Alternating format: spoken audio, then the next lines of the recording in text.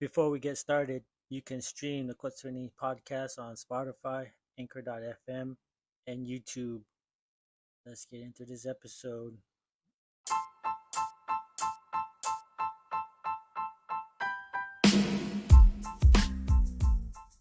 Hey everybody, what's up? Welcome back to the Naqwatsveni Skateboarding Podcast. This is Delvin, aka Tsuhoya from Naqwatsveni Skateboarding, and welcome back to episode 3 of the podcast. It's crazy how it's already episode 3, and I feel like I did barely start like 2 weeks ago.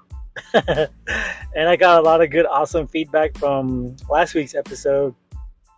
And we do have a winner for the package for the giveaway that me and Rob the West did. A big congratulations to Michael Scott, aka IndigiGeeks. He also has a podcast that you can hear and listen to on every Wednesday on Apple Podcasts, Spotify, iHeartRadio, Google, and Podbean. So make sure y'all go follow him and give him some likes and follows and support him. He's a pretty awesome guy, and congratulations to him on graduating law school. That's a big accomplishment. Congratulations, bro. Keep it up. You're doing good. Again, thanks for listening to the podcast, and I hope you enjoy your skateboard and the shirts that were in the package from the CDs. So again, thank you for listening to the podcast. So make sure y'all go follow him in DigiGeeks.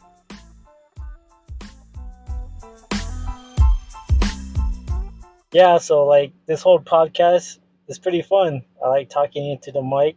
I mean, I stutter here and there, or like I'll probably pause for like a couple seconds and think of something to say, but it is what it is, man.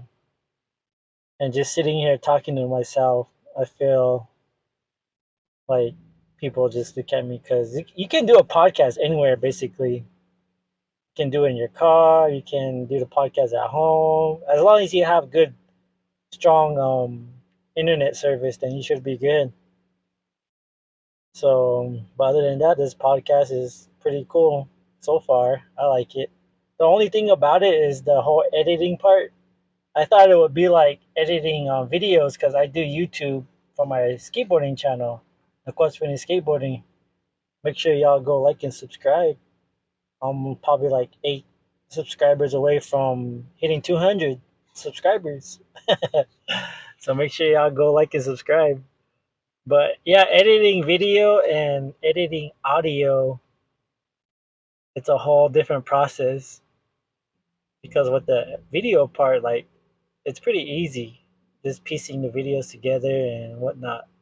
But with audio, it's kind of different. To me, it's difficult, and I'm still learning. And I just want to give a big shout out to Carl Onse for helping me and giving me advice on the podcast.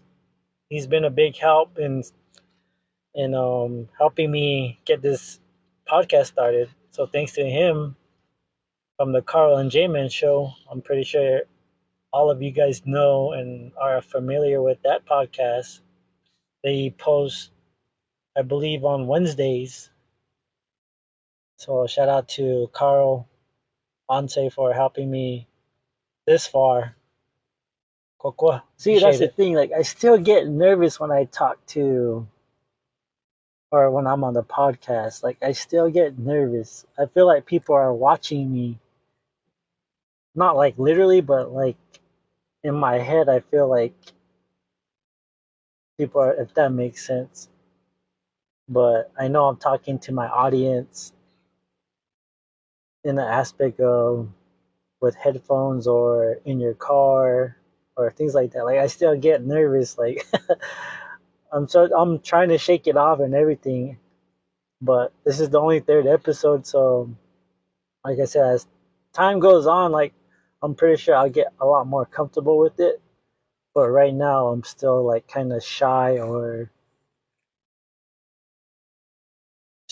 just not doing.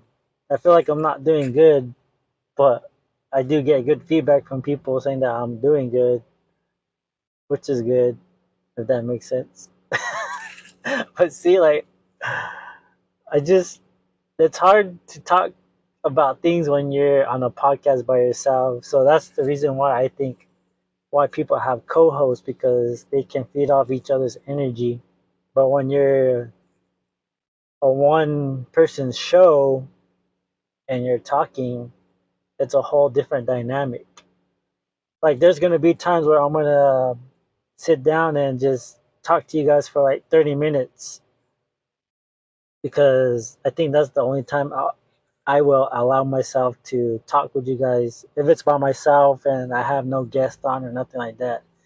And I just want to sit down and talk. I'm probably just gonna do about 30 to 35 minutes of talk time, like I did in the first episode.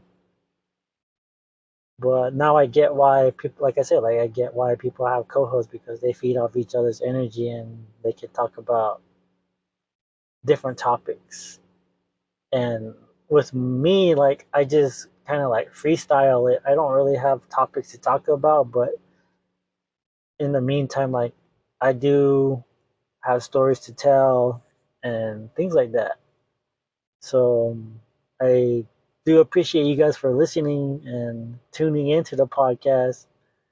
And like I said, this is something fun that I've been wanting to do for a while, and I finally got to it.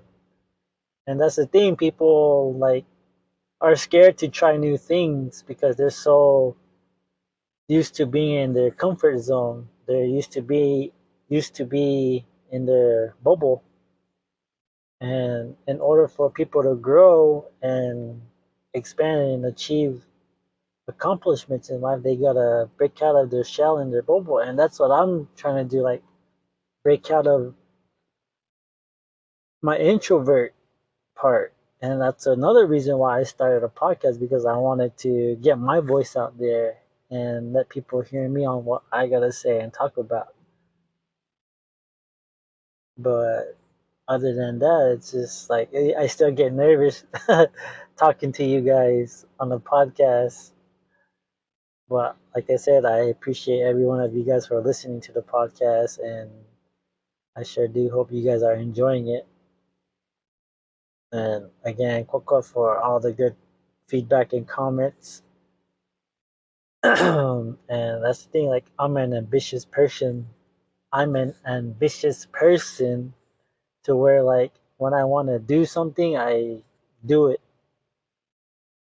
I mean, I'll probably put it off for a while, but I know I got to do it, because I when I set my mind to things, like I do it. And that's the thing, like that's one thing about life too, is like go out and have fun, go do what you want to do. Who cares what people say about you, if they talk negative about you, if they talk shit about you? Like that's them.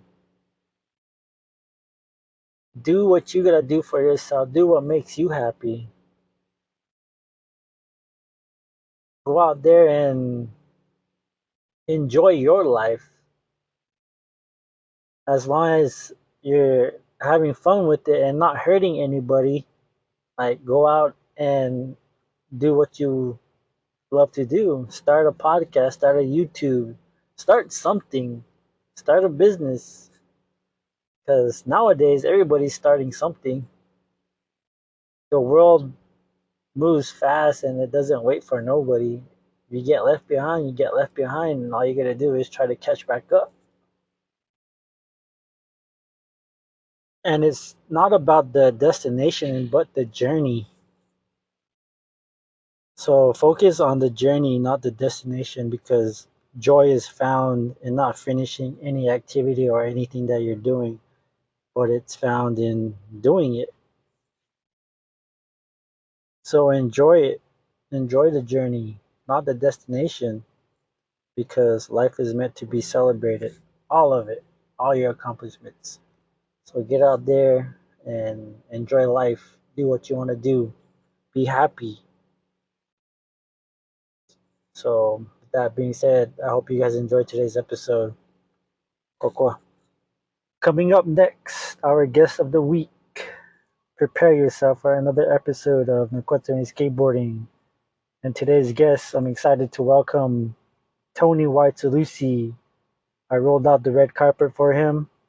So If you don't know who Tony Wysalusi is, then you're missing out on humor, laughter, native humor, and just all around crazy funny stories he tells about just anything. He's from the Southwest, native stand-up comedian, sharing stories, healing others with laughter. And as he always says, laughter is the best medicine, which is true. Because when you're down and you're not feeling too good, and you see people like comedians, like they perk you right back up. They help you heal through your stories of whatever you're going through. And that's why they always say laughter is the best medicine.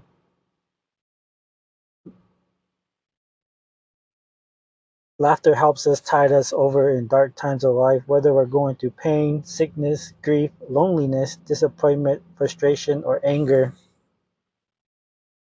In the face of fear, laughter is courage when you can grant to yourself when you need it or share with a friend. We all have difficult times in our lives. Our problems can seem to magnify themselves to gigantic proportions. But if you get a healthy dose of laughter, and it does help to shrink these challenges to their true size, making them less intimidating and empowering us over to overcome them. That's why we have all these comedians and people who make us laugh and make us feel better.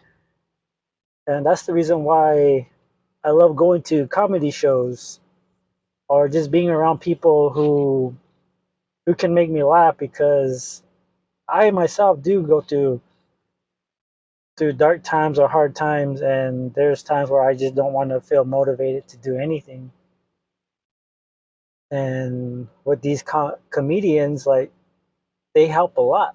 Just like music is therapy, and laughter is therapy. Comedians do help through your difficult times and make you forget about your problems, even if it's just for like an hour or so. They do make you feel better. And with that go, and with that saying, there's a thing that's called, or there's a thing that I was looking at or thinking about the other day. I saw this on the truck when I was going to work, and I read it, and it said, "A joyful heart is good medicine." And in Hopi, it's Loma Nangwasi, Hopi pas Loma Ngaha, meaning a joyful heart is good medicine. So that all ties in with laughter and just feeling good about yourself. So with comedians and people who make you laugh, they're bringing that joyful heart to you and forgetting about your problems and your worries. Like I said, even if it's for a brief second or an hour. But yeah, I'm trying to learn Hopi here and there, and with every episode that goes on, I'm trying to incorporate more positive Hopi words that I'm learning, and I do get help a lot.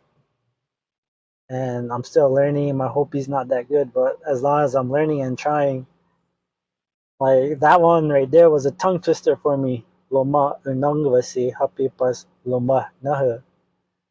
I know, like with Hopi, like you have to use the back of your throat to get words out and your tongue, and that sounds all weird, but it's like the whole dialect is hard. Learning Hopi is hard, but like I said, I'm learning. I'm not afraid to not learn, I guess you could say. So yeah, but today's guest is Tony Wysalusi. He's a influencer, TikToker. So he does have he has about 24.7K followers on TikTok with 593.7K likes. Dang, that's pretty good. Going through some of his videos is pretty entertaining. So someone asked me, how come you don't have any blinds on your window? The skinwalkers are gonna be watching you at night. And then I said, well, sometimes it just gets a little bit lonely in this house. Well, she doesn't answer her phone, so hopefully she sees my message. It took forever to make it out to your chapter. Listen, if you want your checks, you better clean up around your yard. I'm going by last name, so listen up closely. I'm only gonna say this once. The Bahi family. The Bigay family. I'll be sure to spend this wisely. The Etsari family. A girl's heart is to go like this. You gotta stick your tongue out when you do it. They like it when you stick your tongue out like a lizard. So who'd you get shocked up with? Badger Clan girl? Nah. They're pretty mean, huh? I bet you like being told what to do. Where's that Parrot Clan girl? Yeah, right. You would have left a long time ago because they always talk your ear off. Nah. Where's that Corn Clan girl? Are you with Corn Clan girl? Nah. You know, they're not the best cooks, but they're really nice people. Yeah. Well, I'm Badger Clan. That's why I only bought one sack of flour. But it's a good thing you brought 2 cases of Shasta. That stuff is real important around here. It's almost sacred. Every ceremony has it. They call it hoo-hoo pop. Nah. Yeah. Well, alright, buddy. Well, you take care. It's my turn. Gotta go dump this. Oh, hey, Dib, I forgot to ask. Which Keith are you with? Nah. Dude, that was weird. So what's up? Welcome to the podcast. Oh yeah, dude, man. Man, what a day for sure. It's been nothing but technical difficulties all day long. So I'm glad we got this thing going. Oh, for real, dude. Trying to hook up to the internet hotspot or whatever, man. I just hope this hotspot holds up on my end. Oh yeah, I'm sure you'll be fine. Yeah. So how was your day at work, man? Oh, my day was hectic, big time. So let me tell you a little backstory of why it was so hectic. So yesterday, I work on cars. I detail cars, and they brought this truck back that I supposedly got finished working on, but apparently the sales guy wasn't too happy with it. I mean, all sales guys are like that when you detail their customers' cars. Like they're really picky about every little thing.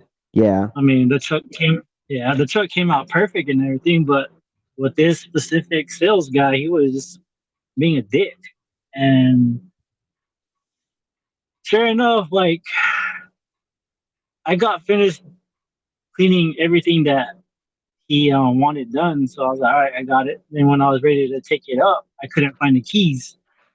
Oh shit. And, and I couldn't find the keys. So I was like, fuck, these damn keys. And the past hour of work, I was looking for the keys and I couldn't find them because I know like I parked the car or I parked the truck and I put the keys on the dashboard. That's the last time I had it. So like when I was done with the truck, and I was gonna take it up to the front, but I couldn't find the keys. So that whole hour and a half, I was looking for the keys and I couldn't find it. And Yeah. then I just left it. I figured the sales guy took it, and I go into work this morning. The truck's still there. I was like, oh fuck, they didn't find the keys. So I took it upon myself to look through the whole entire truck again, like in the between the seats, under the seats, like all over, and I couldn't find nothing. And man, it was just a hectic day. I spent like majority of all morning trying to look for the damn keys, and I couldn't even get any other work done because I was just so like frustrated with trying to find this damn key. Yeah. And and I told my manager or my boss guy that look, I can't find the keys, and they're like, yeah, don't worry about it. Like we'll call the key guy to make another one. I was like, all right, cool. But that sales guy was being such a dick. Like he just kept like nagging at me, like, "Where's the key? Where's the key?" And I was getting frustrated, and I was just like trying to calm myself down so I wouldn't say shit back to them because I work with there, like they know me, like Yeah. when they get under my when they push my buttons and they get under my skin, like I'll say something back. Yeah. And with this guy, I was just like trying to keep my cool and my calm. And sure enough, like the key guy came, and then it gets more hectic because apparently I asked the key guy, I go, all right, how much is this key gonna cost? He's all like, $200. I was like, all right. He's like, are you paying for it? I was like, I'm not too sure. I might be paying for it. I'm not too sure. I gotta talk to the front desk manager. And I Yeah. just wanted to know how much it was gonna cost. And he's like, yeah, about 200. But apparently there was two keys on that for that truck, so I was gonna go up to like 400. I was like, shit. Wow. Yeah, dude. Because it was and the fucked up part about it was he made the wrong key. He cut the wrong key because I guess it had remote start for that truck. And I was like, fuck. Dang. And then all of a sudden, the key guy put the bill in the front or took the bill to the front, and then they called me and I was like, it's gonna cost $800. I was like, what? What are you talking about? 800 bucks? It was like 200 when the guy told me. He said apparently the key had a remote start to it, so they're cutting two more keys and they're gonna take it to the customer. So I guess the keys that have the remote start on it was like 400 a piece, and I'm like, oh man, this is some messed up shit. And I was talking to my manager. I was like, am I gonna be paying $800 for these two keys that I supposedly that I didn't lose apparently, like because I know where I put the key and somehow it just walked off. Yeah. And he's like, no, you're not gonna pay 800. I'm not gonna make you pay $800 for it. We're gonna work this out. I was like, all right, cool. So yeah, that was my day, and I was like, fuck, man, I was just frustrated. Like I didn't even want to work today because of that damn key, and that damn salesman was just was just being a pain in the ass. So that was my day. Dang, man. Got you spinning around trying to find some keys, dude. For real, dude. It was, I don't know, man. That was a hectic day for me. How was your day? My day, oh dude, man, it's been kind of crazy as well. Um, so what I do aside from making TikTok videos and making people laugh on social media, I'm actually a marketing specialist and I work from home, right? And I'm actually based out of Salt Lake area, Salt Lake City, Utah. But Oh, I don't cool. live there, right? So yeah, I live in the Four Corners region. Literally, I'm about like 45 minutes from the monument or so. 45 minutes Oh, or wow. so, yeah. Yeah. And I'm a um, you know, I do manage a team of agents. So currently I do have 10 agents on my team and we do scheduling and estimates for constructions, right? So uh, we're assisting other contractors to make sure that they have jobs, and we're setting them up with some business uh, through our platforms. So that's what I do. And today it was kind of just um, a little bit of everything. You know, it was good, bad, and it was also peaceful, and it was hectic. Um, and occasionally I do have to kind of take a little step back and um I guess remember how I started on everything and such, right? So today I was actually working the calls and doing the scheduling myself just for a few hours, helping out my team, trying to boost our numbers and such, get our sales through. And man, I mean I love talking to people. Like I can talk to people all day long.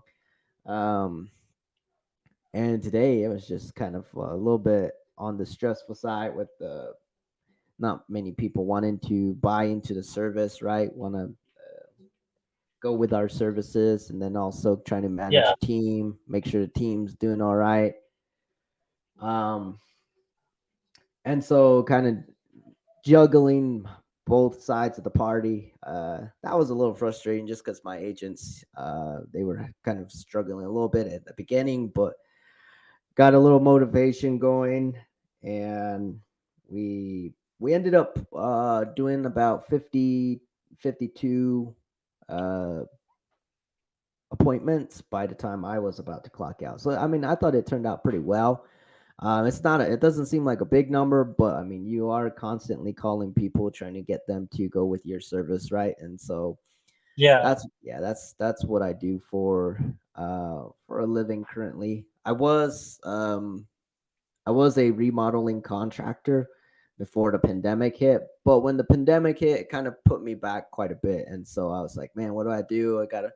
I gotta find some work, man. And I was like, I'm not, I always tell people like, work is work. You shouldn't complain about what job you have, right? And pride doesn't pay the bills. But dude, I was like, I'm not going back to McDonald's. I was like, no, I'm not going back to Oh, the you worked at food. McDonald's?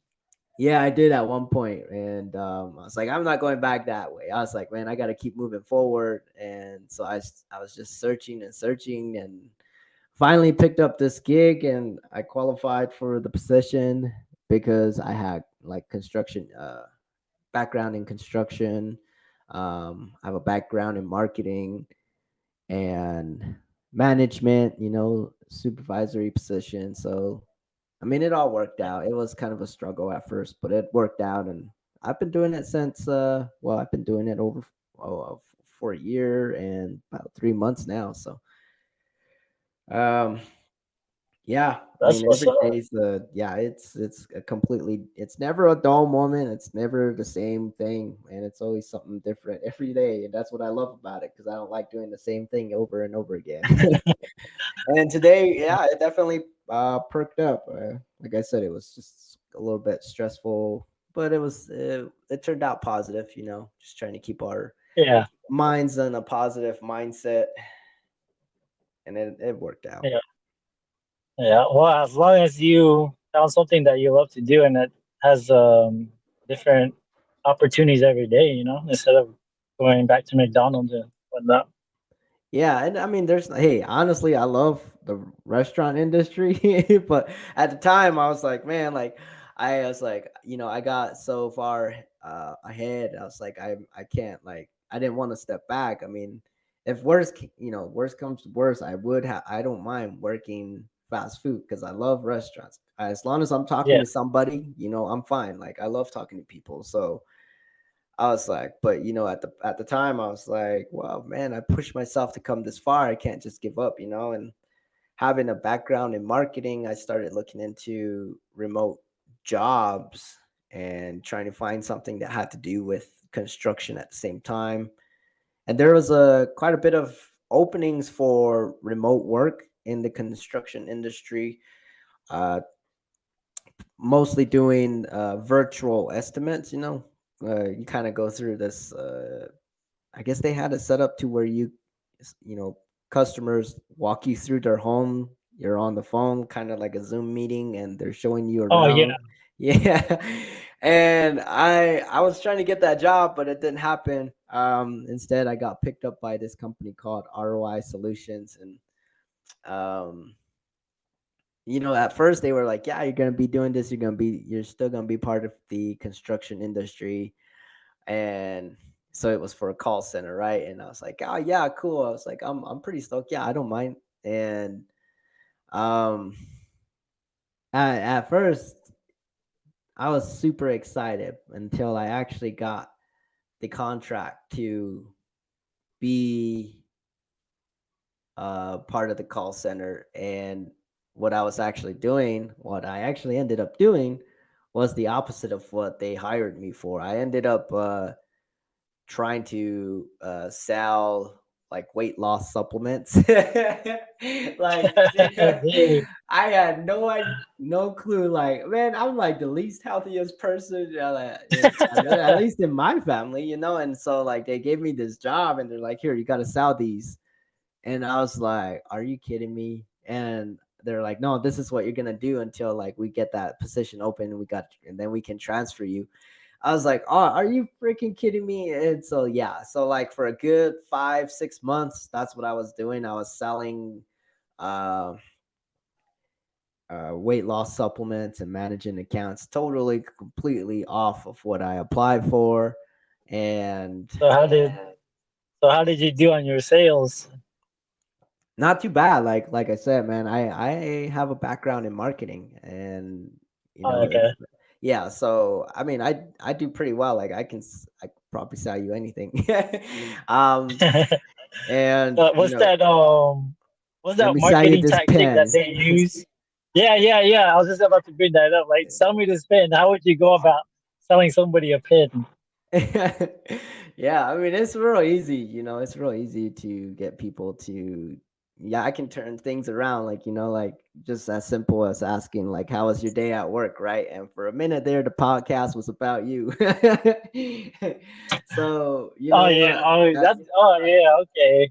that's I see kind what of you did there. that's kind of a tactic there, kind of just turn things around, distract customers, and then you swipe in there and sell your thing and get out. But yeah, I mean that was kind of strange, and it was a good experience, I guess. I mean, learn something new, which I don't mind learning. I always tell people, you continue learning, educating yourself, even if it's not getting a degree or anything like that. You should continue learning.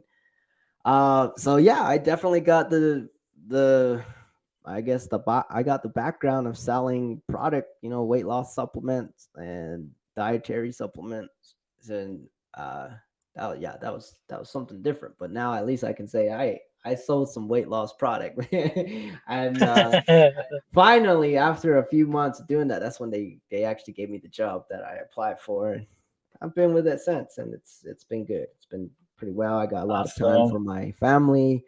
It's a lot less stressful, and I work from home. So, in between, now that I got my agent set up the way I want it to be, um, you know, it, they're more independent, and I don't have to manage just checking in here and there and make sure everything's going smooth. But other than that, I mean, it's not like having to focus full time on the agents, more so having that free time to do the little things that I want to get done, like taking care Yeah. of the garden, doing a little paint Yeah. I see job here your. and there.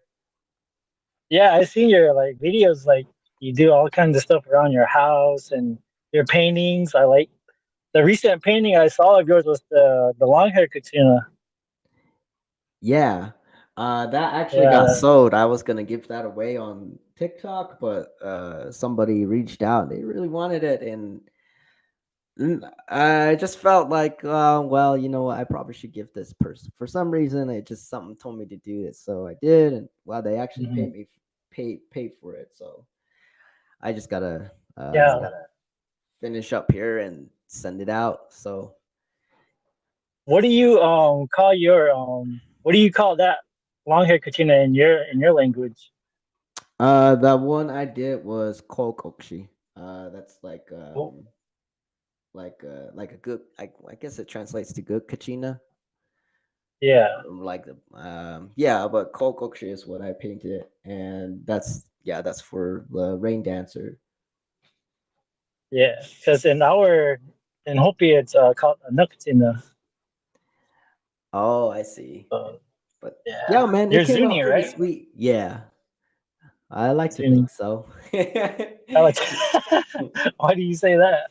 uh, I mean, I know that I kind of disconnected from uh who I am. I guess the culture, the tradition, just lost spirituality for a good time Oh, there. But now I'm here reconnecting and um, being more active, I guess, as a tribal member by uh, making these videos and trying to uplift my tribe, my people. And I know we hit some hard times with the pandemic, and it was pretty tough on everyone not being able to have uh our dances and such like that and events. were canceled or minimized, so it hit people hard. On top of that, we lost quite a bit of people, and that was even more devastating, um, than the events itself. And so at the time, I myself, I was going through some hard times. Like I said, like the pandemic shut my business down, just because I wasn't able to access homes, on feeling, like, how do I say this? Like, I wasn't able to access homes comfortably, knowing that I had a family that I was gonna go home to, right? And with this pandemic, there's a part of me that was like, yeah, this pandemic's not, it's not real. But I think that part of me was the greedy side, just trying to keep making money, right? But Yeah, on, the other part of me was like, man, you gotta think about your family. I got my mom at home and my siblings, and it's like, well, think about what I'm going to be bringing home if I do continue this. And so I had a little battle going on between the money I wanted to be making and the family I was with at the time. I see. And So so I at the time when the pandemic first started, I actually left, um my family, my own family, my wife and my kids. I had to step away for a little bit because I was battling alcoholism. I've battled addiction as a drug addict, um, prior, and I've been about 6 years clean from heroin. But one thing I could never let go of was alcoholism. So when the pandemic hit, man, that really increased. And I know I wasn't the only one, because I, came across a lot of people that were struggling pretty bad because of the pandemic, having that isolation, being secluded from events, and just not, things just weren't the same at the time. And I saw that happening. And um having to step away from my family so that way I could do a little bit more, soul searching, and really try to figure out what I want to do, and also trying to recover. Man, there's so much things going on. So I was tired of hurting my family, having my family yeah, watch me suffer. So I threw myself in rehab during the pandemic, and I thought, at first I was, like I said, I think that the greedy part of me just wanted to keep working, but the good part of me was telling me to step back and, like, figure things out and look at what you're doing. And yeah, I said, well, maybe this is my opportunity and to go to rehab. So because the reason why I say that was because I couldn't do anything, I couldn't work, and like I tried so hard, but it just was not letting it happen. It was like one thing after another. And so I was like, man, I'm like just getting set back here, and bills were piling up. And I said, and I was just, to get away from my reality, I just kept getting drunk, and so one yeah, day I said, man, I can't be doing this. Like, I got to get out of this, man. This isn't good for me. I've been doing this for too long. Listen, Anthony, if you can fight the addiction to heroin, you can get out of this, right? So I threw myself in rehab, and that was a process in itself. It took me like 2 months before I actually got, accepted in, just because of like the the withdrawal process. Like, I had to make sure that I wasn't, going in like drunk. Not only that, like, I had to schedule hospital appointments to have my blood drawn, do some testing and such like that. yeah, And so that took 2 months. But as soon as I got that done, they let me into the recovery center, and then they closed it off. So they weren't accepting uh anymore. They weren't doing the intake anymore. And that was a blessing for me, because if I didn't do it, then I would have had to wait a little bit longer to get that help. um and but when I got out, I saw it was only like 3 months that I was there, but it felt like forever, But I think I spent more Hmm. time in jail than the 3 months. So, I got out and I saw things a little bit more different, and um, I saw how much pain and suffering was going on the reservation. I wanted to do something about it. That's when I was like, well, hey, let's make a video. I miss home, and I made my first TikTok video. Uh, I was nervous, but as soon as I posted that TikTok video on Facebook, it went viral, and I just got high off of that. Didn't want to stop. And that's the one thing that keeps me moving forward is, making people laugh and, seeing their reactions and getting some feedback. I love it. And so it's, I honestly, TikTok kept me motivated to stay sober until I was strong enough to have that self will and power to keep moving forward without social media. And it's been about 2.5 years now, so that's how long. Damn.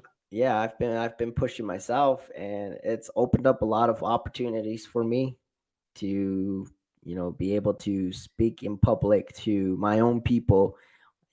I did several events for the Zuni people, but I've also done events for Laguna, Acoma, right? And then I also did a lot more for the Navajo Nation.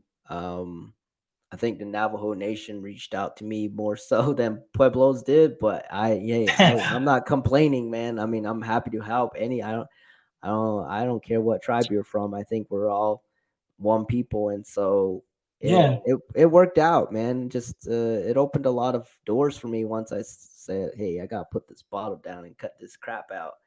And Yeah, well, that's good that you got the help that you needed, and now that you're reunited back with your family, like I'm pretty sure your kids and your wife are happy to see the sober you now. You know? yeah, it's definitely been a different thing. And gardening, like you mentioned, like you see me doing yard work. I love that, man. That's another thing that keeps me moving forward in life is being able to see life happen, plant a seed and watch it grow and be patient with it. That's how I'm learning to be patient, because in the marketing industry, there's no time for patience. You're always pushing things. You're always trying to Yeah. sell, you're always trying to get things done. And as a supervisor, you're always trying to stay on top of things, and sometimes it can lead you into the direction of being too fast paced.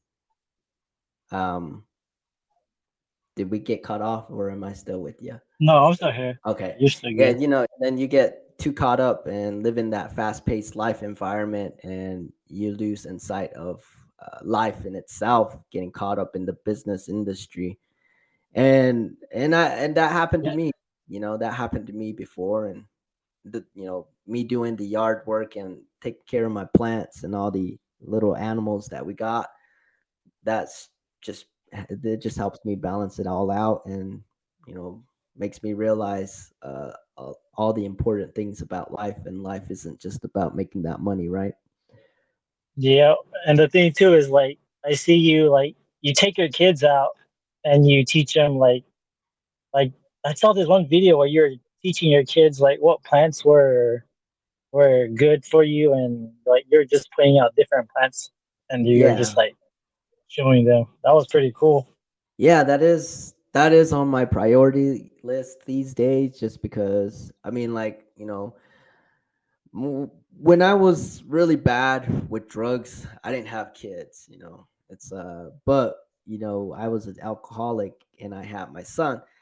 And one of the things I grew up with was no father. So I didn't have a father. I mean, I had a stepdad, but him and I didn't really see eye to eye, and I didn't learn. I mean, he taught me some things, and I learned from that. But most of my teachings came from my grandparents, and um battling alcoholism, man. I I was always, trying to hide that from my son because I didn't want want him to see the person I was. And so my kids are on my priority list because I want them to have the father that I didn't. I want them to learn, you know, the things that I feel is important, which is the different the medicines that our people use, and the culture, the tradition, the language.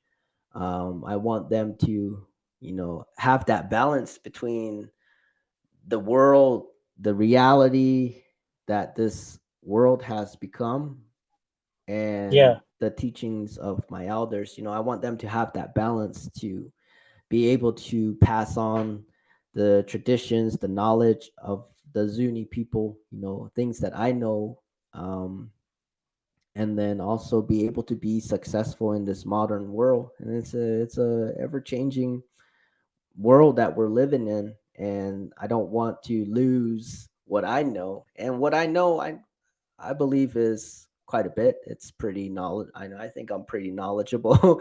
So Yeah. that's one thing I teach my kids is you know Now, wildlife and now, native yeah, the plants. wildlife and Yeah. all that good stuff. Yeah. Going back to your language, like, do you teach your kids how to speak Zuni? Yeah, I do, but I'm not gonna lie, I do push onto them Diné Bizat, teaching them a little bit Oh, more Navajo, just because they're you know eh, I'm sure it's the same thing for Hopi, right? I mean, it's like if you're born to your mother's side, right? What your yeah. mother's clan becomes your first clan. Uh, so for my kids, uh, their mom, she is Spanish and on her mom's side, and then she's Navajo on her dad's side.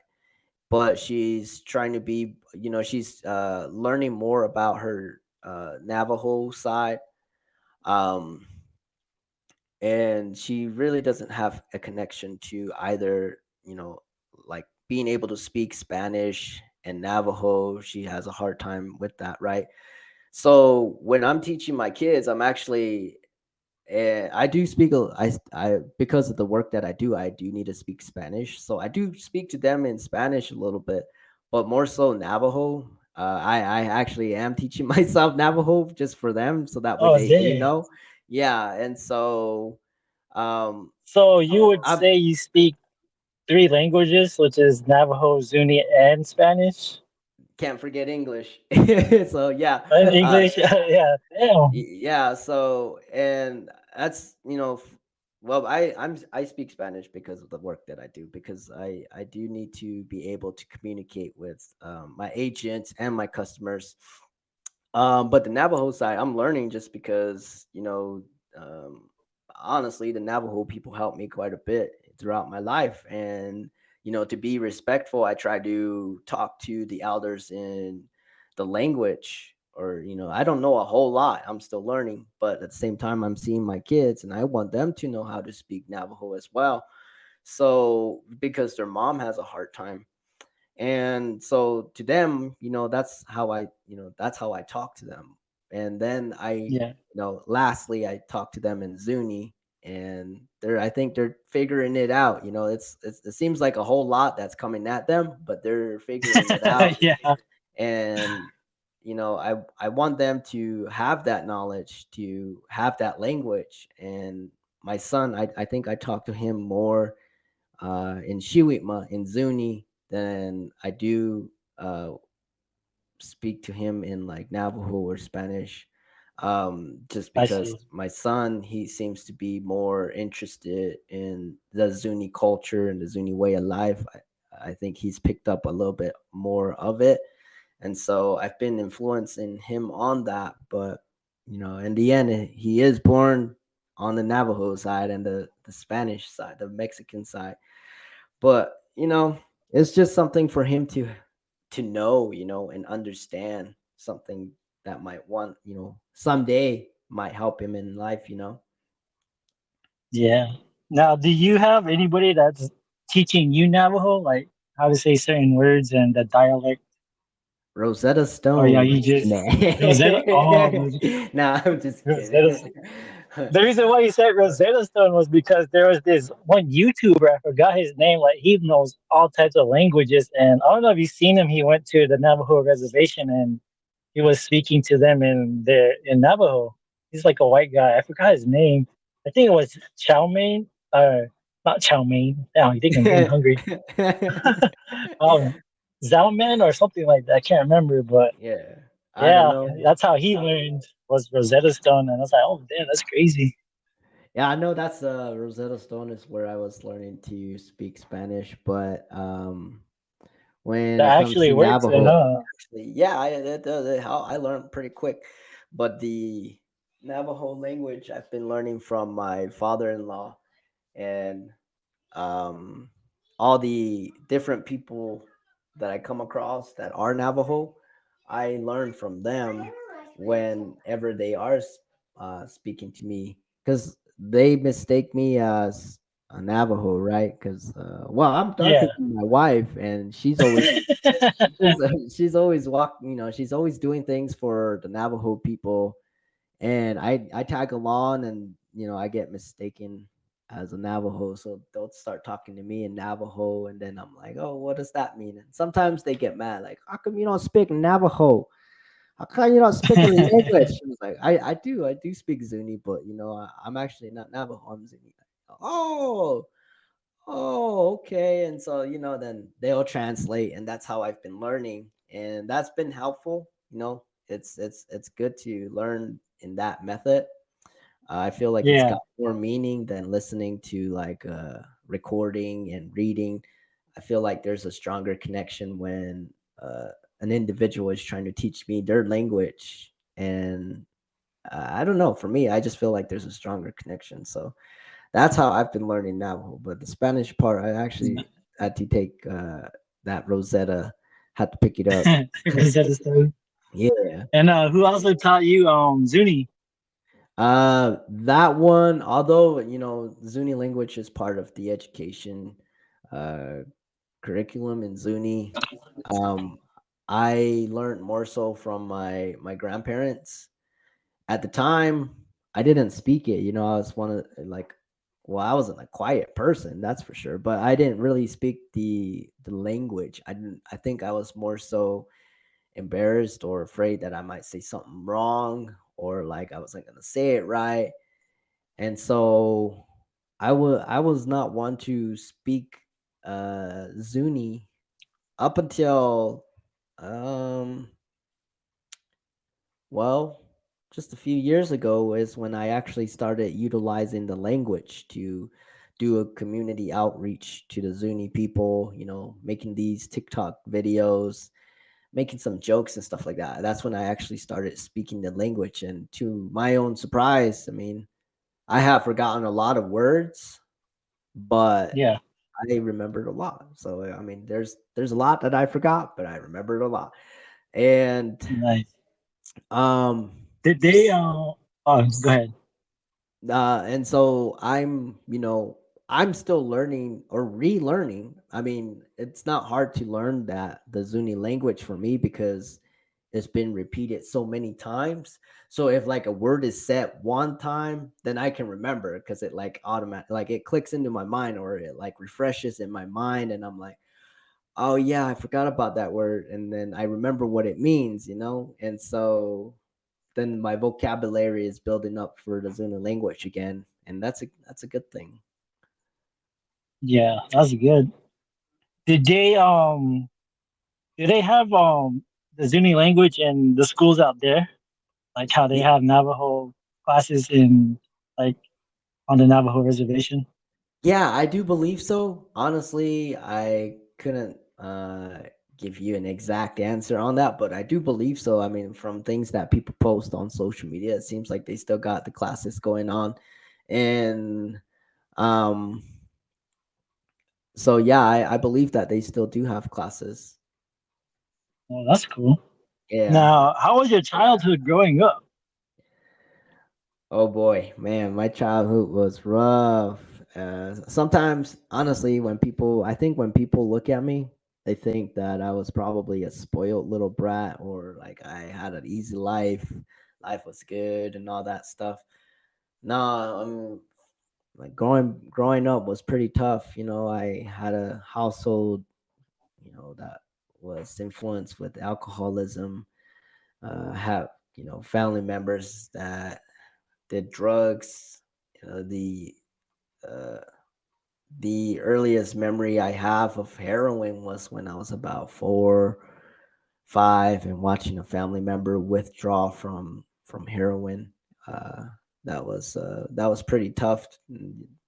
That's one thing I don't want, kids to go through is seeing a family member withdraw um, from drugs. It's definitely traumatizing. Uh, we had our fun times on the res, and a lot of people that grow up on the res know how to figure out how to have fun. We don't have a whole lot of Yeah. stuff, and we find our own ways to have fun, and that's what we did. My cousins and I, we were always bunched up and trying to figure out how we can occupy our time and trying to take care of ourselves because our parents worked, and they worked full time, so we didn't get to see them until like the end of the day for a few hours, and then it was bedtime. I was raised honestly by my grandmother. I mean, I my mom, she's an angel. She does her best to take care of us even to this day, but she loves working and she loves to make sure that she's able to provide to her kids, right? And so she was always Oh, that's working. where you get your work ethic I would have to from your say mom. so. Yeah, definitely. Um, and I didn't have a dad at the time. In the younger days, my dad was my che, my grandpa, my nana Willie. um, he is he's actually Navajo, um and so he was my dad. He raised me in a way that I have a love for music because he's a musician. And excuse me for a second. uh, and he would always play the classics like Credence Clearwater Revival. I think that's what it's called. Yeah, Um, Cajun. the Beatles, the Eagles. Man, I grew up listening to music from like the 60s and the 70s. A lot of country music and like Native American musicians like Brule, Exit, Redbone. Um, and he influenced me a lot into wanting to become a musician. And and that's music was my distraction from the reality as a kid, because it was traumatizing with the alcoholism, right? And so to distract myself, I ran to music and turned the radio on or listened to a tape. um and that's Pop how in I some would. state line. Yeah, at the time I don't think they had state line, but they had like Yeah, state line was it back then? uh he was in a my grandpa, he was in a band, in a couple bands. One of them was called the Thunders, and he would play music for me sometimes. So we would listen to like these res country bands, um or take me to one of his gigs here and there when my mom was going to be working late. They just took me along. um That's cool. yeah, but my grandmother, they were both silversmiths, and she's the one who took care of, I would have to say, all of us grandkids, and she was definitely the backbone of the family. keeping us together and trying her best to keep everyone happy. Uh, she knew what was going on, and she, you know, distracted us from that as well. And um, she's the one who was always talking to us in Zuni, and that's the one I learned to speak Zuni from. Um, and then also, yeah, she was our grandmother, but she, played more so a mother to all of us grandkids. And so having to lose your grandmother, it was definitely devastating for me. Um, and the childhood, uh, man, I mean, I was one of those kids. You definitely want to, if you were a bully, you probably want to pick on me because I was like one of the tiniest people. I had these big glasses on, and so I look like freaking Steve Urkel sometimes. Uh, and because like my mom, she couldn't always, afford new clothing for me. My clothes, they were a Yeah. little like, my pants were high water, or like my socks were showing. I didn't have like the best shoes, and like I didn't have what a lot of other kids in my class had. Um, and so I got picked on that for the longest time. And um, growing up, man, we did some crazy things just trying to occupy our time, like jumping off like a cliff or jumping off the roof What? of a house to see if we can parachute. Trying to be tukus, trying to be Yeah, clowns. yeah, and you know, uh, I think after once I was like 10, we moved out of my grandma's house because my mom, she was able to. Well, I was probably like 9 or something like that, but we finally got a trailer house, a mobile home. My mom was able to get us out of my grandma's home and make room for um, the other, for the cousins, and kind of give my grandma a little bit of peace, I suppose. And so we moved away out in the middle of nowhere. We had one neighbor, but they were like half a mile away, and um, that was a little bit tough for me because I was so used to having people around me, having my cousins around me, and my grandma was always there. Once I got out of school, she was there. Um, and so it was different. I had to mature real quick because grandma wasn't there to help. And so I had to figure out a lot of things on my own with mom and dad. My stepdad came into my life about that time, and he was working full time. And his family was all about ranching, so they were cattlemen. um and he was always busy, and the same thing with my mom. Yeah. And so I matured real quick once we moved out of my grandparents' house because I ended up having to take care of my siblings. I learned how to cook, um learned how to read instructions to heat something up, and play around with seasonings, spices, and stuff like that to cook for me and my siblings, and sometimes even my parents. And learning how to take care of the house, doing the dishes, sweeping, mopping, taking care of the yard. And then I actually learned how to be a parent by taking care of my siblings. Um, when they were home, and we didn't have a sitter, and my parents were working, so I ended up having to take care of the kids. And I was about like 12 at the time when we Oh had, wow. yeah, my sibling, like my sister.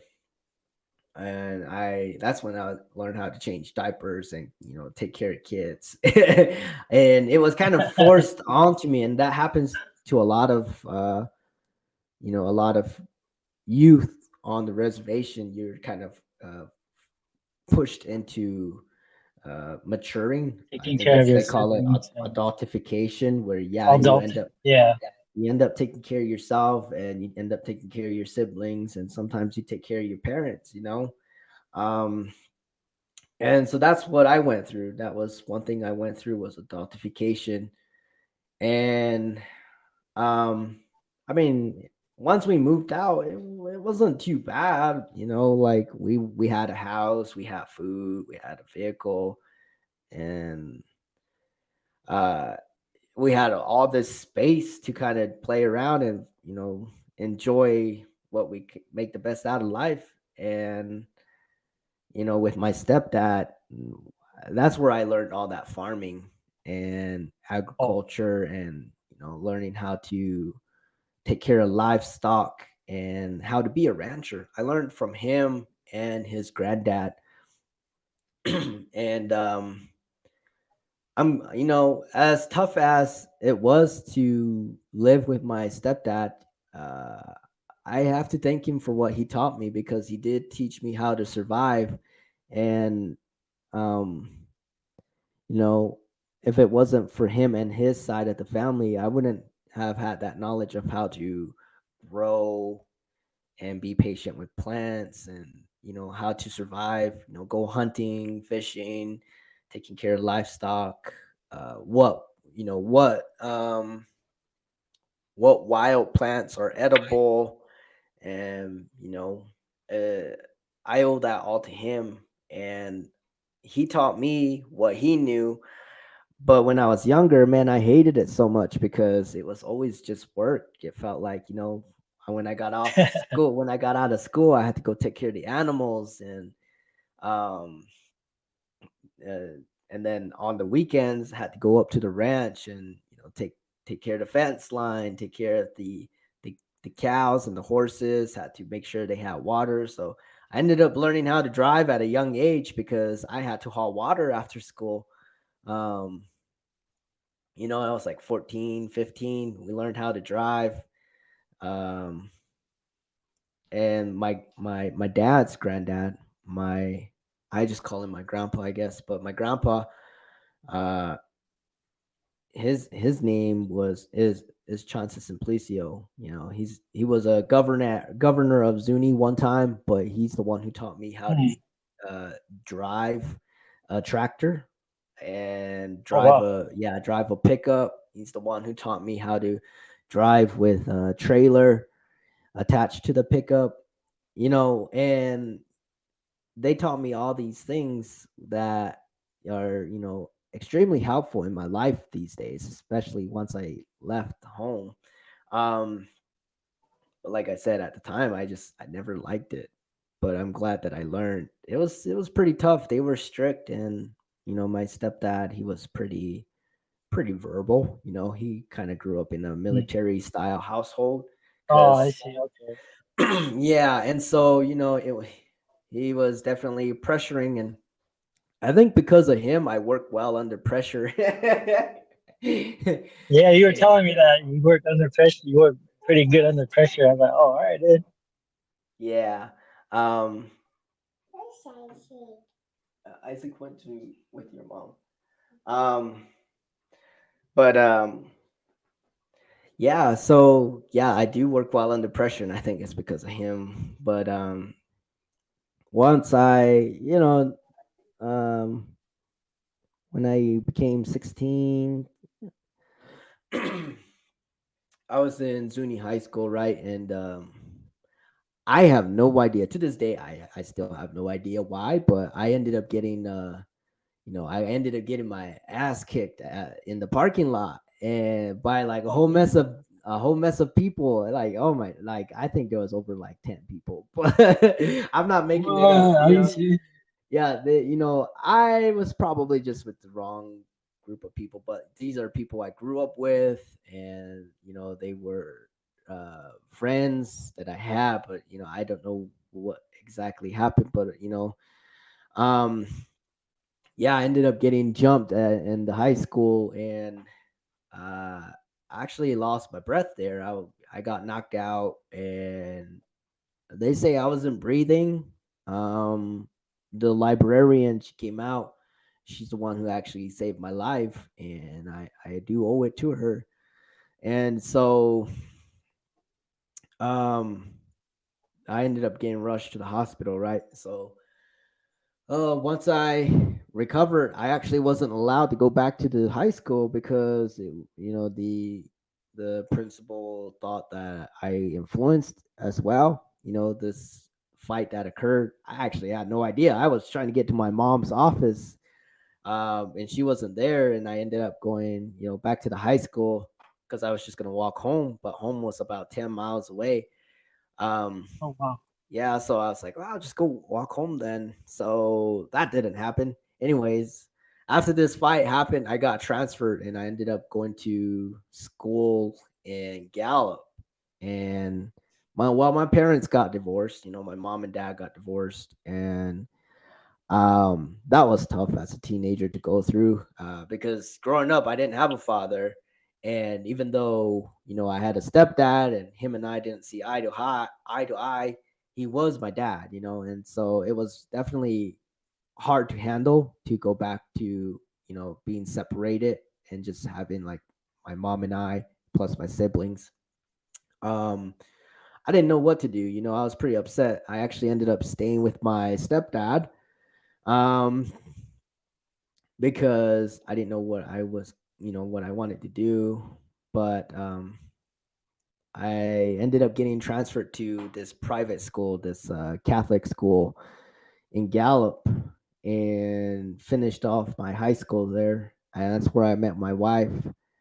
Um, and yeah, I mean pretty much, childhood was always full of trauma, drama. It Yeah. was there's a lot of learning that I picked up real quick on. So to this day, I'm still a fast learner. Um, I have to say, I mean, I'm not bragging, but I do work hard and I enjoy it. And it's just because of all the things that I went through as a kid.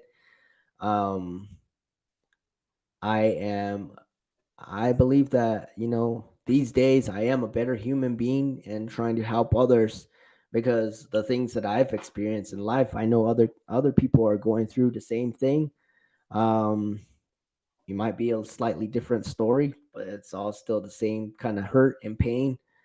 Especially families that have a big uh, alcohol problem going on. I try to do a lot of outreach to those families, and you know uh, and just give them my story and my experience and stuff like that, and the children that end up having to go through neglect, abuse, and stuff like that. I relate. Yeah. I get it. I understand. I try to do a lot of outreach to those kids as well. Um, and I think everything that I went through in life, once I opened my eyes and got my shit together, I stopped drinking. Uh, all these blessings just started coming, and um, all the things that I learned growing up, I can use that as a leverage to help others and also to be a better parent, to be the father that I didn't have and to be more supportive of my wife, because I grew up in a rough household where love wasn't really expressed, and how to be a husband wasn't there, and how to be a dad wasn't there. So I think it was a blessing in disguise, and now I'm using that to make sure that my kids are happy, my family's happy, make sure that we're all taken care of. um but man, if I could tell you all the adventures we had as a childhood, we'd be sitting here for a few days. It was a Part tough two will be childhood. coming soon. Yeah, it was a tough childhood, but it was a good childhood. Yeah, yeah, dude. You endured a lot as a child. It's pretty crazy, but the fact that all that happened to you, like you're where you're at now, because like I would say like you're well known now because of the videos you put out and all the comedic comedian stuff that you do. I don't know how to word it, but I say all Yeah, your hard work is paying off. To be Yeah, honest with you. right. And how? What's up? I'll go for it. No, you can The go. the the comedy portion, yeah, it is great. I mean, it definitely feels good when people acknowledge me and walk up to me. I mean, people ask to take photos. It just makes me feel famous. And at the same So, time, I'm not trying to let it get to my head. yeah. So, would you consider yourself an influencer or like I mean, of course, you're a content creator, but like, would you consider yourself an influencer? I Because would I know call. most social media people say like, "Oh, I'm not an influencer. We just did this, and it turned into what we have today or what we have going on now." Yeah. Earlier I mentioned that I made videos to make people laugh during tough times, right? Yeah. It ended up turning into being more of a, I guess, being an influencer. So yeah, I would have to say yeah.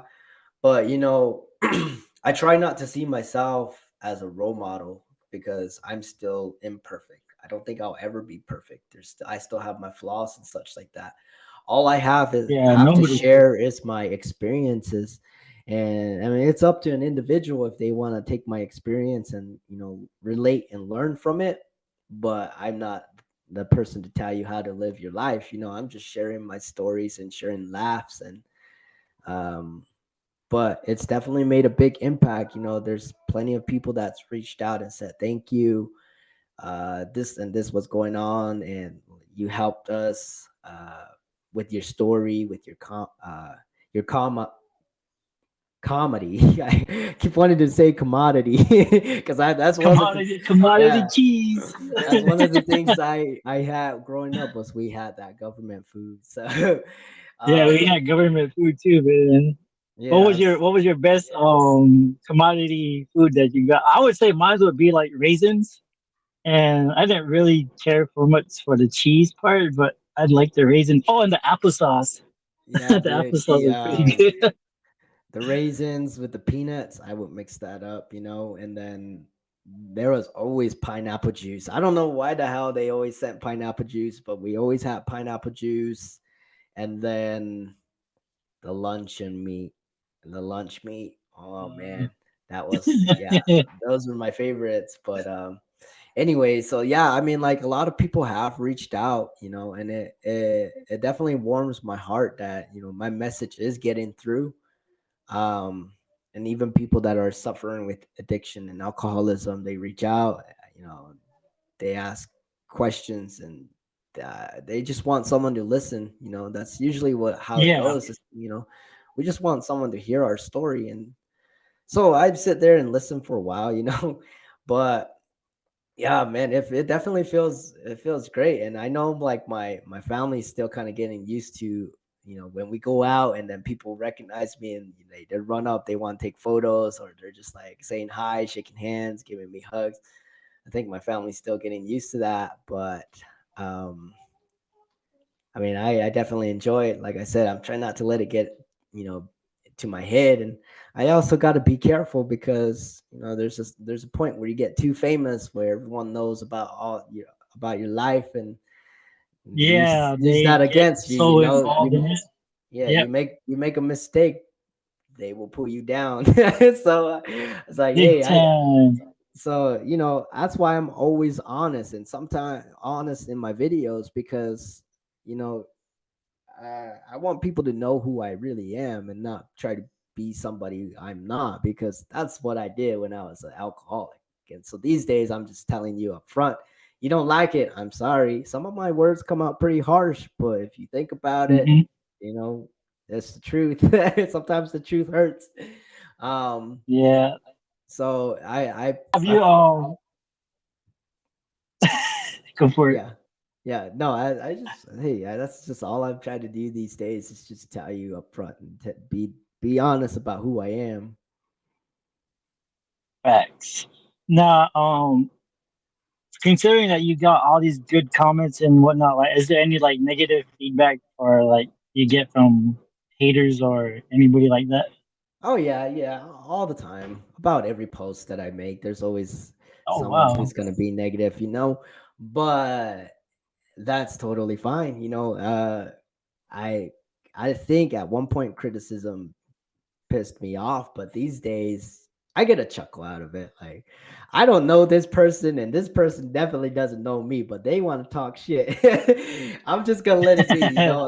Sometimes an individual's words turns out to be blessings to you. If it's negative words coming at True. you, your ancestors can turn that into blessings, and that's one thing I grew up with my grandma always telling me. And so I don't say anything back. Just sometimes people are angry and just want to take it out on you. So that's me. All right Oh, then. facts.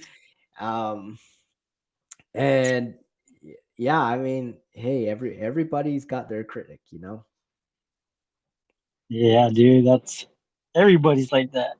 And going back to you need to like watch out for yourself because there's like a lot of native content creators that are getting blasted. It's just like what the fuck? That's crazy.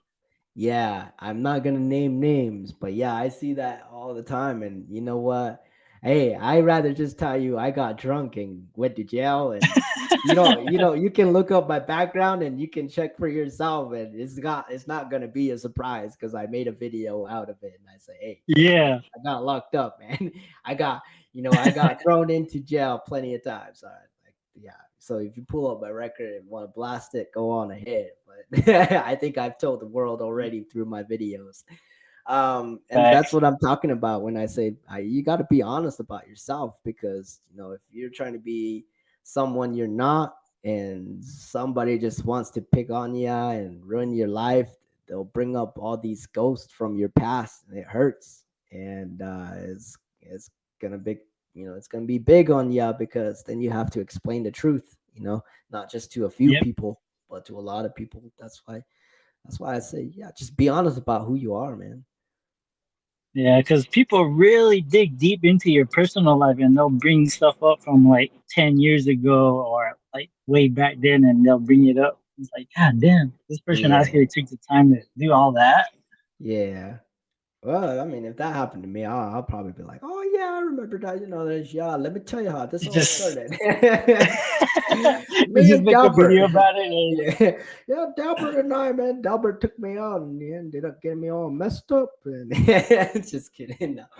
But yeah, no, man. That's all I can tell you about that. Is just be honest. If you're listening, exactly, be man. honest about who you are. Don't try to impress people. Just try to live your life, enjoy it. Whatever makes you happy, continue to do that. The more you try to please people, you'll become something you're not. And I've done that. That's why I'm telling Exactly. you, don't do it.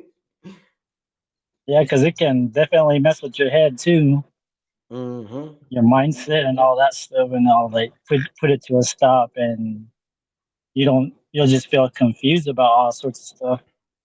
Yeah. So, what's one of the biggest perks of being TikTok famous or being like well known?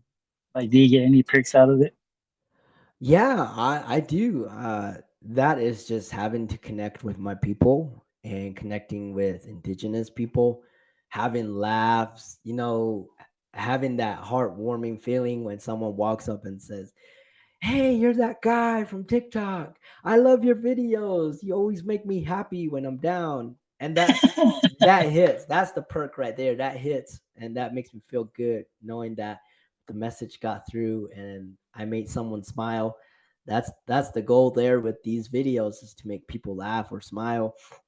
Even if I get a chuckle out of you, man, that's good. I mean, that's putting in back, putting in some good work and making someone's day. So that's the perk there.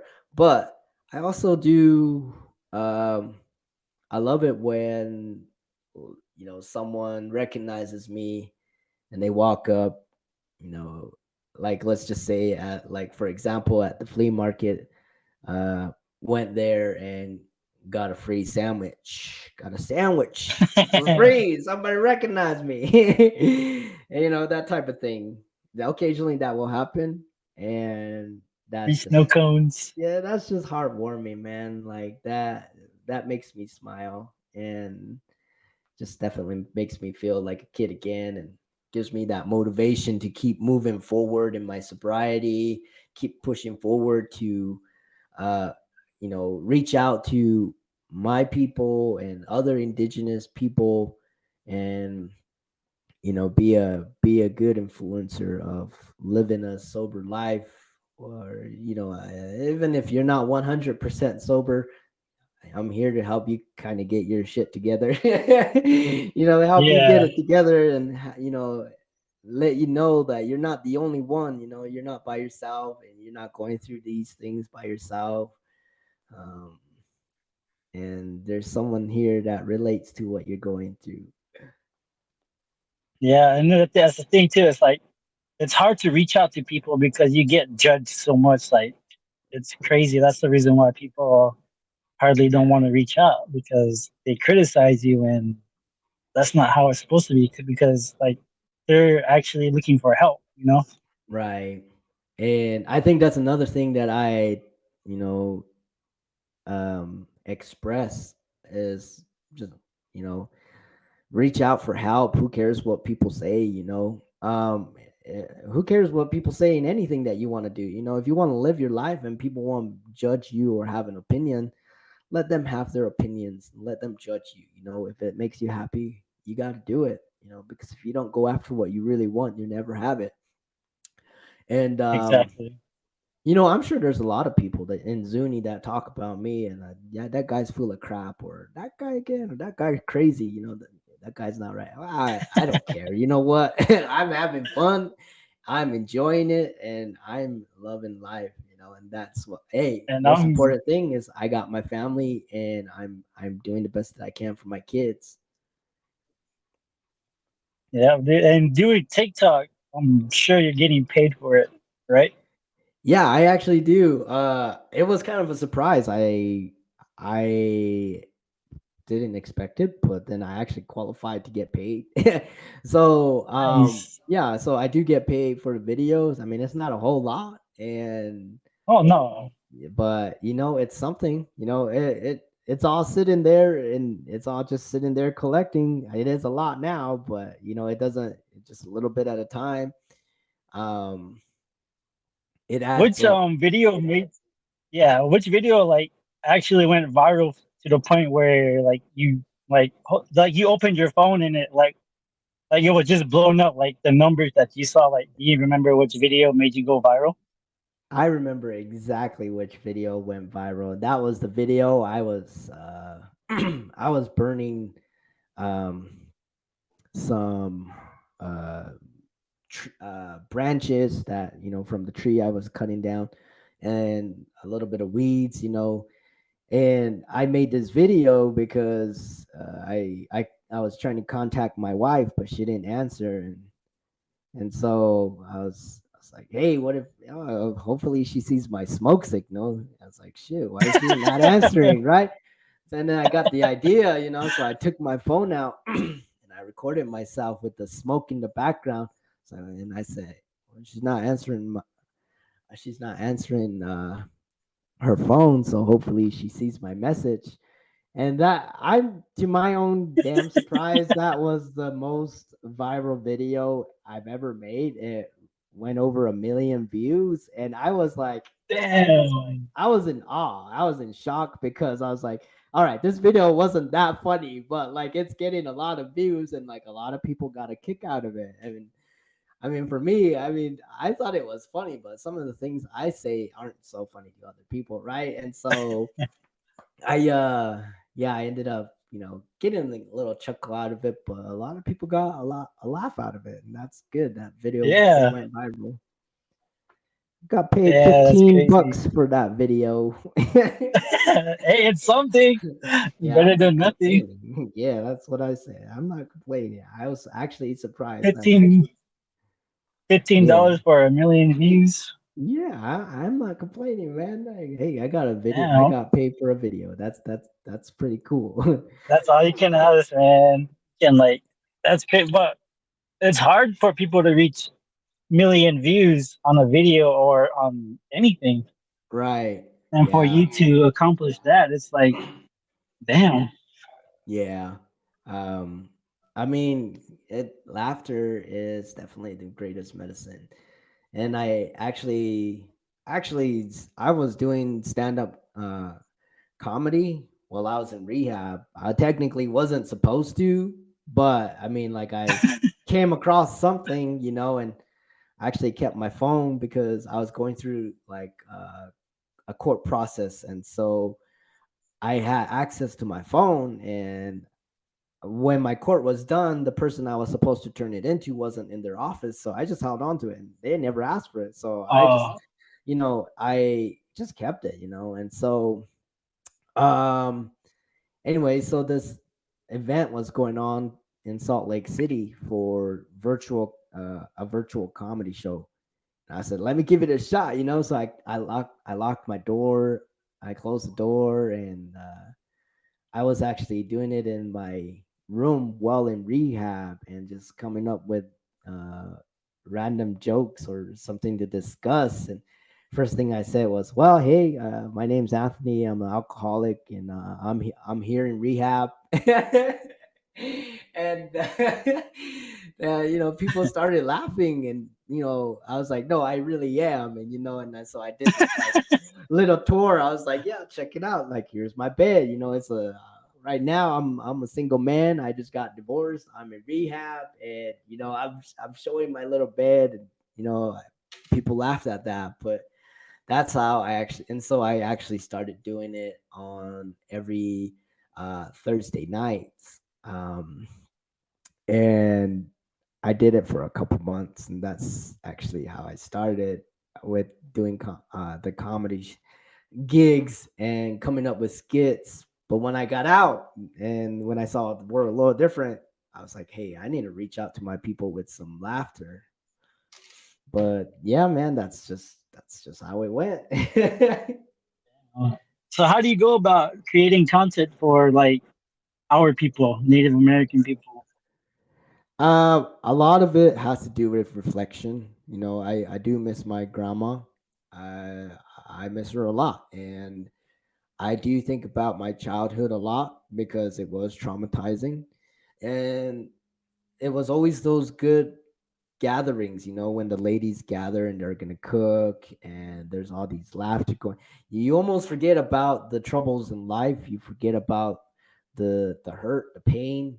You hear the ladies laughing, and it kind of just it definitely enlightens the room. And so you forget about that. You get your cousins together because all the ladies are cooking together. Your cousins come over. Um, and so when I want to come up with these videos and skits, I'm really just reflecting on my childhood and the things I went through. And even as an adult, all the mistakes that I made and I learned from it. I mean, some of them are funny now, but at the time it wasn't funny then. And Yeah. so, uh, the videos where I'm being a drunk me, um, that's just, I guess, I mean, that was just who I was. And people get a kick out of that because they people know, that that's one thing that we go through. And when an individual is intoxicated, there's a certain manner that we act, right? And sometimes Yeah. it's funny, sometimes it's devastating, but that's how I come up with these contents for our people. Reflection. Nice. And what makes you stand out from other content creators, like other comedians? Because there's a lot of Native American comedians out there that are on social media right now. Yeah, hey, I would have to say the one thing that makes me pop out is being Zuni. There's not a whole lot of Zuni content creators that you come across, especially comedians that can go viral. I think just being Zuni in itself, being Pueblo, I stick out quite a bit because a lot of these bigger content creators, they're northern tribe, or Navajo, but more so like Yeah. um, one of my favorite content creators, Billy Bannock. um, or the native dad, man, he cracks me up. But these are all native tribes up north. Um, and yeah, there's quite a bit of Navajo content creators, but not so many Zuni Pueblo content creators.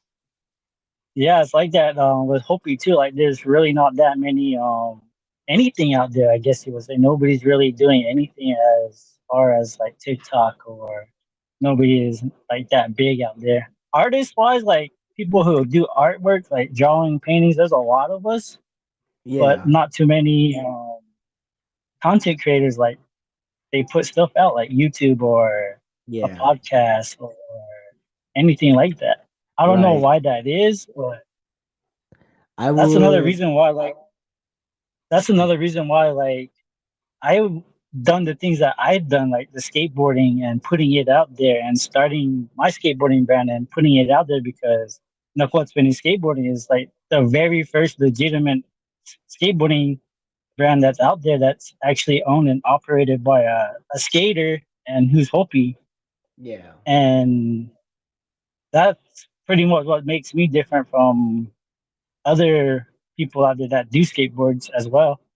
yeah, And with the podcasting, like I got into the podcasting because like I was I've done podcasts like 5 years ago, and it was pretty fun, and I wanted to do it, but I just didn't have the means or know how to do it, so I yeah, just didn't really jump on it until I heard this podcast from Carl and J Man. They're like, I would say like they're the very first Hopi podcast out there that started, I believe, maybe like 2 years ago, maybe. yeah. And yeah, and I got in contact with Carl from that show, and he's helped me um, build up or help me with my podcast. And a big shout out to him because like he knew a lot of and gave me a lot of advice on how to go about it. It's pretty cool, man. I think the biggest roadblock or the obstacle, the bump on the road, is just having that, taking the initiative to try. I feel like there's so Yeah, many indigenous people that are afraid to try something or do something because of, perhaps, the opinions of others, the judgment. I think we're so concerned about what others might say that we don't actually take the initiative to do what we want to do. And that's exactly. that's what I'm always telling people. Like I said, if you don't go after what you want, you're never going to have it. And that gets to a lot of people. That can create depression. um, and so it's just taking that initiative, even if it's through art.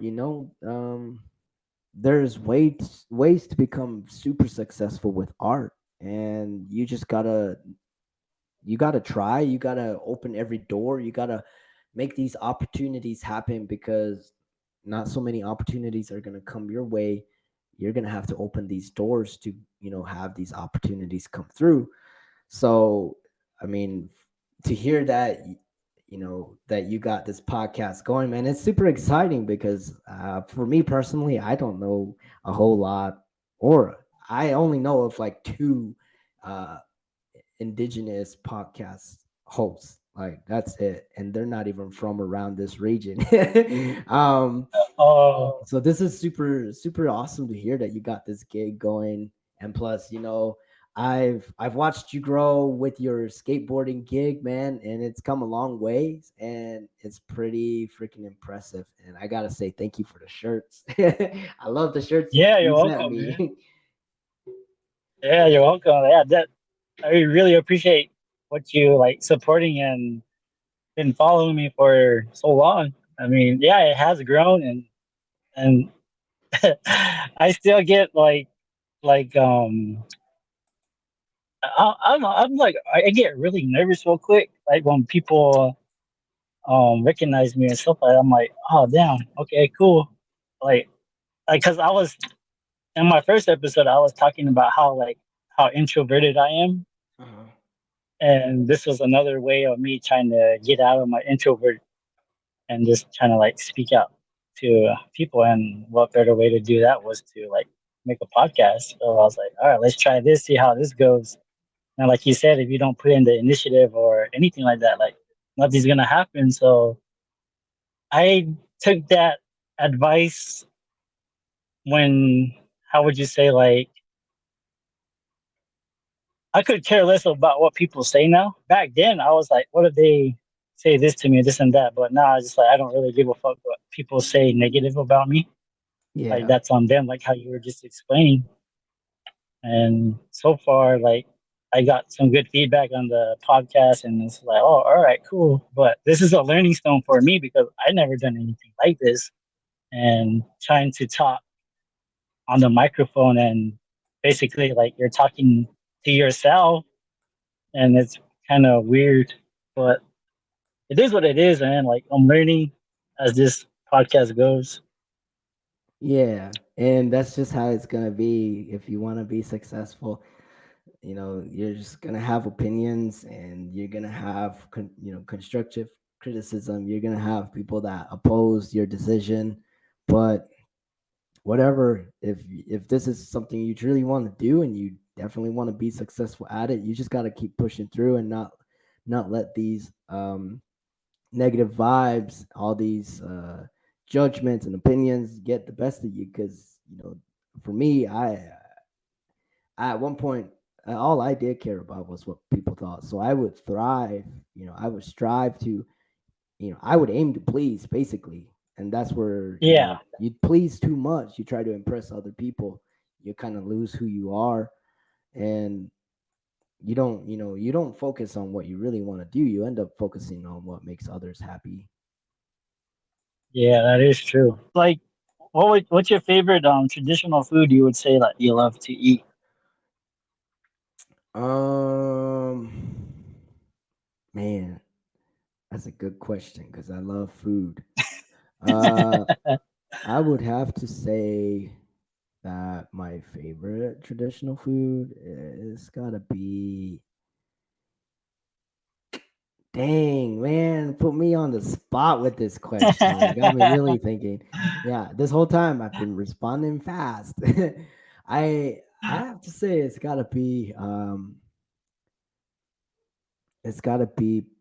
chuleawe, man. Can't go wrong with pasoli, corn stew. Slowly. Yeah. I Nice. honestly, I mean, yeah, honestly, yeah, that's gotta be my favorite, man. I have that at least twice, three times a month throughout the year. So yeah, it's definitely my favorite. Nice. Yeah, for me, mine would probably be Beaky, which is the I don't know how would you describe it. It's like the one that's really thin and like really crumbly. Yeah, the like Peaky, the the Peaky bread, paper. I mean, I've heard people call it paper bread. um, paper bread.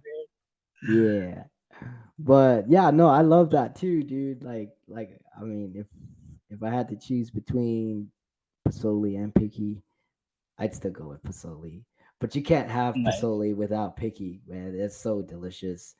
Um, Actually, a someone from Hopi sent me some, and yeah, that was a blessing because I hadn't had that in a while. So I was surprised to receive that, and like, oh my goodness, she sent a whole box full of it, and we were like just devouring that thing. It was so good. Yeah, I think I might have two boxes at home waiting for me from because my mom told me that some lady was making Beaky and she traded. She wanted some of my shirts, and my mom told her that I like Beaky, and then because I guess she was doing orders too, so Yeah. I traded her like a couple shirts for a box of Beaky, and that was pretty cool. So I think I have two boxes at home waiting for me, which I think I gotta call my mom, ask her if it's still there, unless they ate it. I'm not too sure. Yeah. That's cool, dude. And yeah, I mean, hey, if I live nearby, I'd probably be buying that left and right. I Yeah, can't I make just give it to you. I it. would even sell it. But if I do have some out there, then I'll see if I can send some your way. But I gotta check to see if it's actually there. Nah, don't, man. You're out. Don't. Because then I would love that.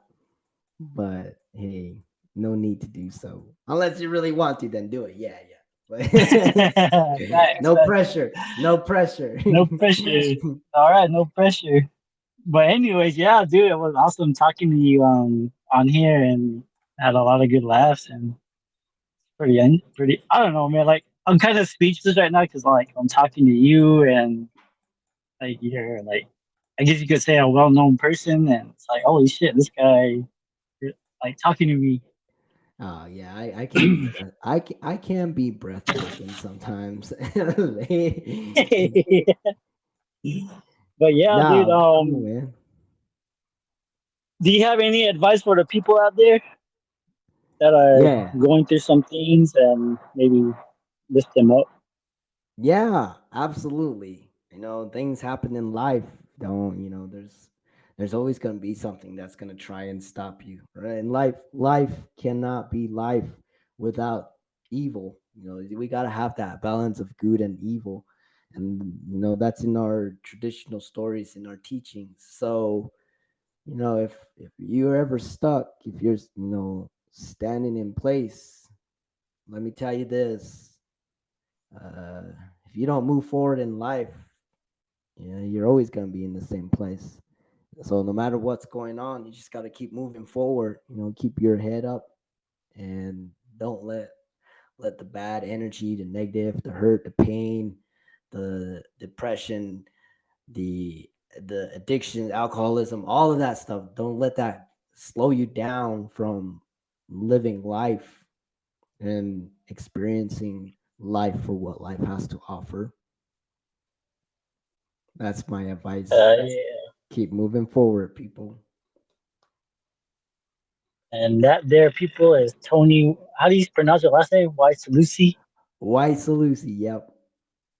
Wysalusi. Make sure Yeah. you guys go follow him on.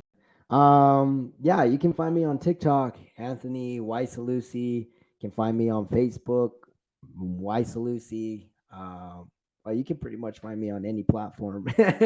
um, but yeah, if you look for me on TikTok, you'll definitely find my content there. It's under Anthony Wysalusi. That's Wysalusi.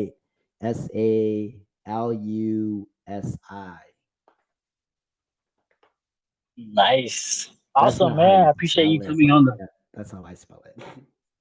Yeah, dude, no absolutely. YouTube. No YouTube, not yet. Not yet. Not yet. Not yet. Nice.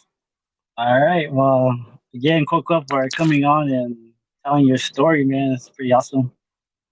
Yeah, absolutely. I appreciate your time, man. And thank you, everyone that is listening and sat through this whole thing. I do appreciate it. Thank you all. And I hope you all have uh, a great rest of your day. Talk to you later, man. Appreciate it. Yeah, absolutely, dude. All right. Later, man. All right. Peace out. Talapa. Oi, Coco.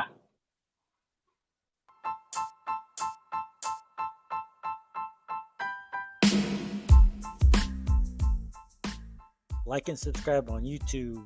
And make sure you follow us on Spotify. Make sure you hit that follow button and that bell. Until next time, we out. Hook up for listening to this episode.